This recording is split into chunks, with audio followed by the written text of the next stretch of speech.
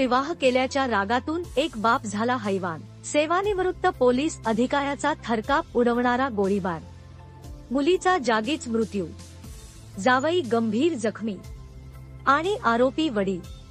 पब्लिकने केलेली बेदम मारहाण, चोपडा शहर हादरलं या घटनेने। डॉक्टर बाबासाहेब आंबेडकर नगरमध्ये हळदीच्या कार्यक्रमात घडली ही अंगावर शहारे आणणारी घटना। तृप्ती अविनाश वाघ वय 25 आणि अविनाश वाघ वय 26 या दोघांनी प्रेमविवाह केला आणि गेल्या वर्षभरापासून पुण्यात एकत्र राहत होते। मात्र हा विवाह तिच्या वडिलांना किरण मंगळे खटकत होता आणि अखेर त्यांनी जे केलं त्याने माणुसकीचं नावही काळं केलं। शनिवार 26 एप्रिल रात्री 1:15 वाजेचा सुमार कार्यक्रम चालू असताना किरण मंगळे शिरपूरहून थेट चोपडा गाठतो आणि परवानाधारक बंदुकीतून गोळीबार करतो। 4 गोळ्या झाडतो। तृप्ती जागीच मृत्युमुखी पडते, अविनाश गंभीर जखमी। घटनास्थळी उपस्थित लोक संतप्त झाले।